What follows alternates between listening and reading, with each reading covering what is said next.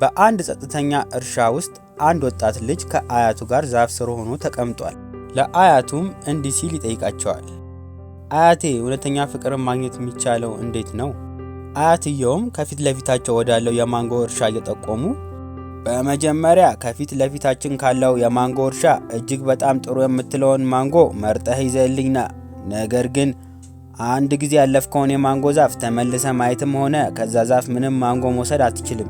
ወደፊት ብቻ ነው መሄድ የምትችለው።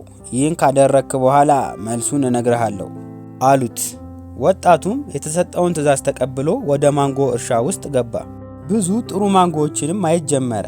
ነገር ግን በጣም የተሻለውን ማንጎ ማግኘት አለብኝ፣ ትንሽ ብጓዝ ከሁሉ የሚበልጠውን ማንጎ አገኛለሁ እያለ ከራሱ ጋር እያወራ ወደፊት መጓዝ ቀጠለ። ከፊት ለፊቱም እጅግ አንጸባራቂ ትልቅ ማንጎ አገኘ። አየውና ሊወስደው ብሎ ከዚህ የተሻለ ማንጎ ባገኝስ? በዚህ መቆም የለብኝም ብሎ ወደፊት መጓዙን ቀጠለ። በመጨረሻም እርሻው አለቀ። እናም ከፊት ለፊቱ አንድ በጣም የደረቀ የማንጎ ዛፍ አገኘ። ዛፉም ላይ ያሉ ማንጎዎች እጅግ በጣም የተበላሹ ነበሩ። ልጁም እጅግ አዝኖ በባዶ እጁ ወደ አያቱ ተመለሰ። አያቱም በባዶ እጁ መሆኑን ተመልክተው ልጄ፣ ፍቅር ማለት ልክ እንደዚህ ነው። ብዙ ሰዎች ፍጹም የሆነውን ሰው ለማግኘት ይደክማሉ። በዚህም ጉዟቸው ብዙ ጥሩ ሰዎችን ያጣሉ።